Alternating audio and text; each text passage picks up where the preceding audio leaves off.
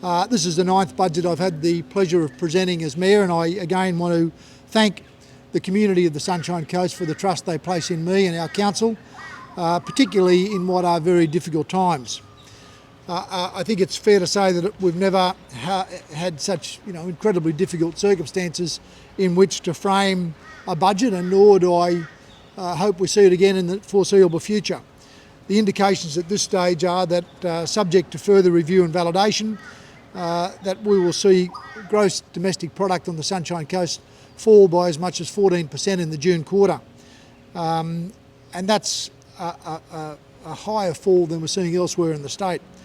Local jobs are forecast to fall by up to 9% in the June quarter, which equates to a fall of around 13,500 jobs. If JobKeeper recipients are included, then the employment fall is estimated at in excess of 23,000 jobs on the Sunshine Coast. The national forecasts are that it will take at least 2 to 3 years for the Australian economy to recover, and that might even take longer. That's why our council is stepping up to the plate. Our priority with this budget has been simple and clear: to support our community and local businesses to get back on their feet and thrive in the wake of the COVID-19 pandemic. Our council has left no stone unturned as we fulfil our role as guardians for the well-being of our community. We've taken every opportunity with this budget to assist our residents with their recovery efforts, enabling them to get back to using council facilities and services, and priming our regional economy so local businesses can recover and create that valuable employment that we need. The centrepiece of our budget is a one-off COVID-19 rebate of $35 on residential and commercial property rates bills. This will be drawn from our $5 million disaster rehabilitation reserve, which our council had the foresight to establish in 2015 to support our community in the event of a catastrophic disaster or region-wide emergency. And we think that the region-wide impacts of COVID-19 well and truly classify as a catastrophic situation. So whilst there is a 2% increase to the minimum general rate, when you apply the $35 rebate and pay the on-time discount, the vast majority of our ratepayers will not pay any increase at all for their rates for the next financial year. Council has also made the decision not to increase the levies around environment, transport and heritage, and they will remain as they are. We're also retaining our pensioner rebate by making sensible and prudent decisions, by making a sensible and prudent decision 5 years ago to put money aside in the event of a catastrophic event. We've been able to step up to the plate now and assist our residents and businesses when they need the support the most. I know of no other council which has had the good sense to plan ahead for a rainy day, but because we did, we can assist ratepayers at a time that is probably one of the toughest they will confront. So thanks to the efforts of councils I led between 2012 and 2020 and the prudent and disciplined management rules we've maintained, we can provide that support now. I'm very pleased this year that, as with all previous budgets, we will deliver a modest and positive operating result of $4.3 million. That's despite the crushing impact of COVID-19 closing off many of our revenue streams. This is one of the reasons why our council continues to receive a strong financial sustainability rating from the Queensland Treasury Corporation. It also means that we have the capacity to service our community's needs, plan for and deliver the infrastructure our region will need as it continues to grow, and step in and provide extensive assistance to our community and local businesses when they need their council to be right by their side. Other measures that are included in this year's budget include an increased investment in community grants from $3 million to $4.5 million, a $243 million capital works program which delivers better infrastructure and facilities for our residents, but at the same time provides work for local trades and other businesses, helps us to keep local people employed and keeps money circulating in our economy. Further assistance to local business to get back on their feet, much of which I outlined yesterday at the release of the Economic Resurgence Plan. and incentives assistance programs to help the private sector get genuinely shovel-ready projects moving. We're also maintaining our strong commitment to protecting our environment and natural assets. If I can just go back to our capital program before I conclude, some of the expenditure numbers, it's estimated that the 2021 Capital Works program will provide a benefit of more than $300 million to our economy and support well over 1,000 jobs. Within the $243 million program, there will be $95.7 million allocated to transport and water projects, $51.5 million spent on upgrades to community, sporting and other public facilities, $11.6 million to be spent on parks, gardens and public amenities, $14.7 million on waste management, $4.2 on coastal canals and environmental assets, and $36.7 to complete the Sunshine Coast Airport expansion, and $11.9 million on public infrastructure in the Maroochydore CBD. As we'll also be going ahead with building a new City Hall in Maroochydore, which alone is forecast to generate around 300 jobs. The business and construction industry has called on Council to ensure this project proceeds, and we've made a decision to do so because it means jobs when they're needed, and we are demonstrating our confidence in our region's future and its recovery. So with those few points, I'll be happy to take your questions. I heard during the meeting you mentioned the airport will eventually pay for itself, the ratepayer won't pay anything. Can you tell us about that? Yeah, absolutely. During 2022, the final payment from Palisade of $305 million will effectively pay off all of the debt and indeed provide a surplus to Council that we'll be able to use for a range of requirements at that time. And that may well include reinstituting the emergency fund that has proven to be so beneficial to our community here today. When we're talking about that, the $35 rebate, so for someone on their rates notice, it'll say, this is your rates, it includes the 2% increase, and then once they pay, it'll be refunded, or will there be a discount that says minus $35? It'll be listed on the rates notice as a COVID credit of $35 that will be paid, that will be on their rates notice in the next round of rates. Yeah, so it'll reduce the figure that's on the bottom, basically. It'll ensure that the majority of people will pay no more, subject to them obviously paying on time in terms of the early payment discount. It will ensure that people will pay an amount very similar to what they paid last year. I know the Gympie Council handed down their budget yesterday, and they're having to approach the Queensland Treasury Corporation for $10 million, basically as a safety net to make sure they don't run out of money in the next 6 months. Compare it to the situation we're facing here on the Sunshine Coast. It's pretty chalk and cheese, isn't it? Well, we've had good years, and in good years, if you can put a bit away, you do that. And I took the proposal to Council in 2015 that in a very good year where we had a large surplus, we should put some of that aside for a major emergency. Little did we expect at that time that major emergency would be a pandemic. And at various times since 2015, the suggestion has been made that we should use some of that money for various natural disasters that have occurred. And I've advised councillors carefully to not jump in and spend that money too hastily on what we would consider as business as usual events. It was put aside for something extreme.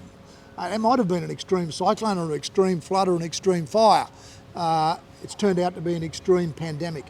So to be able to give that $5 million back to our community in the form of a rebate, I think will be much appreciated by them. I know one of the items informing the budget was this notion of compassion. When it comes to rates and people who are doing it tough and it's difficult for them, what sort of arrangements are there if people are finding it difficult to pay those rates? What should people be looking at? We are already dealing with a number of ratepayers who find themselves in those circumstances, and we are compassionate to their needs. We encourage anybody who is having difficulty paying their rates to make contact with council staff and talk through a plan that can be developed together that allows them to meet their obligations without the need for any unnecessary penalties. So we're conscious of that, but we are mindful that we want people to make contact with us now early, and a number of people already have, based on this being an issue in the minds of some since back as far as February. We're not charging interest on what people that. And those people who make those arrangements, they won't have any interest costs either in terms of making that payment, putting that payment plan in place, and delivering it. Can I ask, with the 2% rate rise, I understand that for a lot of people that's going to be cancelled out by the rebate. Going forward, after that rebate is no longer there, do we have an idea of what that 2% rate rise means for the average homeowner on the Sunshine Coast? I would say that it's somewhere in the order of about 24. Say it again. Yeah, 12.69. But you're talking about the amount of the value of the 2% increase. Is that what you're? Yeah, that's right. What it'll mean to ratepayers? So how much their rates will go up once this rebate is worn off, basically. It's around about $24. $24 a year. Yeah. Okay. And I think what it points out is that, council is very serious about the way we spend ratepayers' money. The goal is we take only as much as we need to deliver the services the community wants. Now, clearly, our optics around where we go into the future are as challenged as everybody else's, given what's still continuing to happen with COVID-19. But it's my hope that we are planning to deliver a small surplus, and that small surplus is always important because, as anyone knows when they're doing their budget at home, there are always things that pop up that you don't anticipate. Or if we get to the end of the year and it's still there, we have the option of using that to pay down further debt. And that's the good management, sensible management of our ratepayers' money. Can I ask, Jonah Tolley was making some comments about paid parking and how he might not endorse the budget in relation to paid parking matters. What did you make of comments like that? There's a lot of things that go into this budget, most of them miles bigger in terms of the importance to the community than the single line that's in there about paid parking. The vote on the budget was unanimous, and I thank all of the councillors for giving the confidence that our community needs, that those people who are responsible for guiding and leading the community are determined and committed to the budget. Just on the City Hall, when are we expecting shovels and ground for that? In the next couple of months. So no start date official? Well, we'll give you an official date as soon as we can, but the bringing down of this budget and a few other minor matters will finalise the contract and the development of City Hall. As I said, it will generate around 300 construction jobs.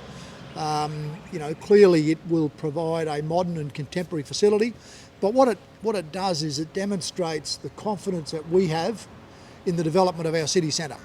And if council on behalf of our community isn't confident about that and bullish about the future, then it's hard to expect the private sector to be. And I think this will be a really outstanding example that the private sector will value and it will underpin confidence in the Sunshine Coast going forward. Mayor, given that the CBD, the new City Hall is going ahead, and there is concern about what happens, especially in the locality of Namwood, what sort of things are in train to be able to reassure those people in that near vicinity that you're not just up and leaving and fending for themselves? Good question, Charles. This conversation has been underway for a number of years. In fact, the whole 8 years that I've been on council. It's another 2 years before the occupation of a new City Hall. Council is committed to working with the Caloundra community and the Nambour community where there will be movement of staff. And indeed, the advent of COVID-19 has raised a whole lot of issues about working from home, working from administration locations and the like. But we'll continue to work with those communities. These are not easy decisions to make, but we make it with the long-term best interests of the region at heart. But we'll continue to work with those communities. But some of the fundamental challenges, particularly around retail trading, as an example.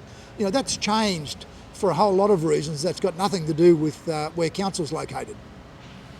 Can I just interject in terms of sentiments in regards to the last paper being printed tomorrow on the Sunshine Coast?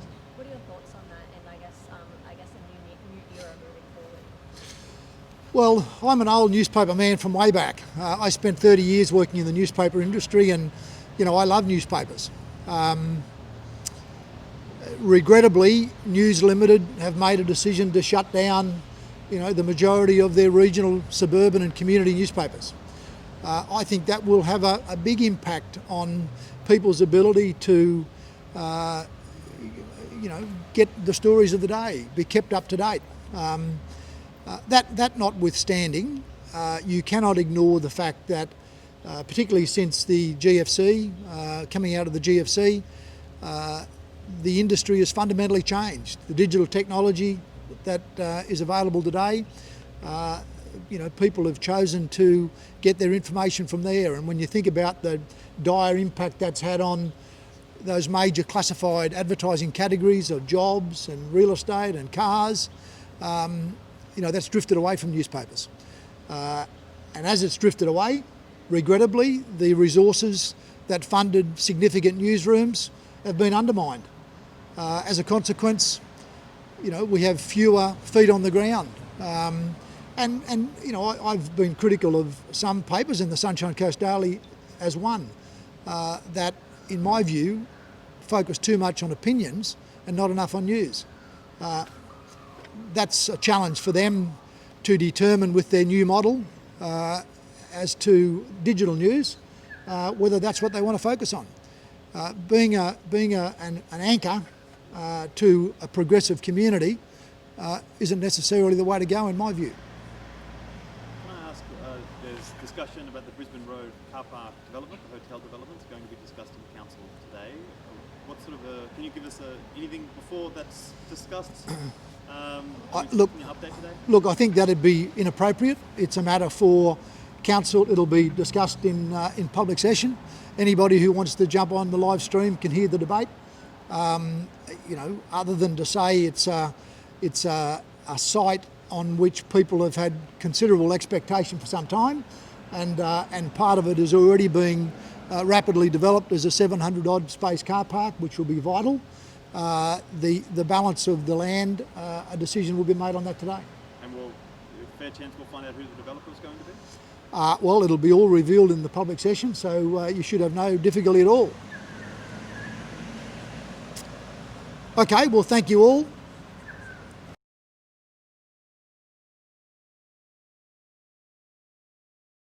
Question?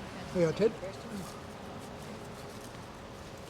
You're going to test my grey matter now, aren't you, on my facts and figures? First questions should be easy, but I guess, are you proud of the council's position in terms of where we're at, given everything that's happened? Yeah, given this has been a very difficult year, the impacts of COVID, 20 to 25 million impact on the budget, we've managed to maintain our levels of service, maintain the early payment discount and the pensioners discount, and we've increased the grants program for our community.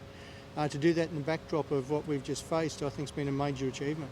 I guess, where were the cost-cutting measures sort of implemented? Was it across the board just to sort of top off, Probably looked across the organisation to keep it fair and balanced. Some of the capital works, some of the operational areas are areas we can take back from, and we've also used our reserves, some cash reserves to do that. But that'll constrain us in the future because you can't keep doing that forever. But we're hopeful that the economy will pick up in the next couple of years. I guess it's a sign of the times for you guys in terms of the fact that you're able to keep your capital works program going, including City Hall and whatnot. It's been a major achievement, and I point out that we've done that. Our operational budget of 452 million is done through revenue and not loans borrowing, where you consider, I've made a point in the meeting, the federal government I saw in the federal members newsletter, 259 billion, and that's $259,000 million to support the community. That's mainly loan funds. That will have to be paid back in the future by sustained taxation. We've been able to maintain ours without having to borrow for operational works, which is a major achievement. Do you think the Sunshine Coast is sort of like a pinnacle as to where other councils across Queensland could be looking at in terms of your preparation De- 5 years ago? Definitely. It comes down to sound financial management and looking at what you borrow for and what you do not borrow for. We've got a very strong debt policy of only borrowing for assets for future building and income potential, and not to do it on operational things that don't have a return. Queensland Treasury has us in a very strong rating, one of the top 3 in Queensland. It'll be interesting to see how the ratings go for the effect of COVID-19, but I think we're probably one of the strongest ones in Queensland to be able to give that strong result for our community. Councillor, can I ask, there was Christian Dixon, I think, made a comment earlier in the year just sort of saying, one of the impacts on council budget is our parking fines have obviously disappeared and there's a couple of $100,000 cost to the budget. Can you give some other examples of just where COVID has hit? Oh, look, that's really hit us. So parking was only one. You take our caravan parks, they're closed down on that, and then that was about $8 million of revenue in a year that affects our budget. I think half of that, $4 million, was the immediate hit. And then this year it depends on how it rolls out with the restrictions and people being able to meet and travel, and that comes out. I see we've got a spike in Victoria at the moment. That could slow things down a bit. So that will be dependent on how well we come out and people can get moving around and travelling and that again, for us to open up those things, like our civic centres, all our halls, swimming pools, aquatic centres and things like that. They've all contributed to the impact it's had on us. Councillor, you made mention to some of the claims that were being made during the election regarding council's debt policy. Would you like to just recap? Well, it's been disappointing through the election campaign, and we're still receiving them on texts and emails. All of our budget documents and the audited things from Queensland Treasury are all public documents. Now, I made the point in the meeting today, even a person with a basic level of financial literacy can see what's in those documents and the claims that are being made by some out there with widely inflated figures and projections that our debt's in peril. Clearly not the case. And this council has a very strong thing. Our debt's actually going to be going down because we've had the city centre, we've had the subsea cable, the solar farm and the airport, major projects, but they're all based on self-funding. And as those pay themselves back, that's not the ratepayers paying those loans back. So it's a very strong position we're in. I think we're going to have to wrap it up there. Thanks. You're right.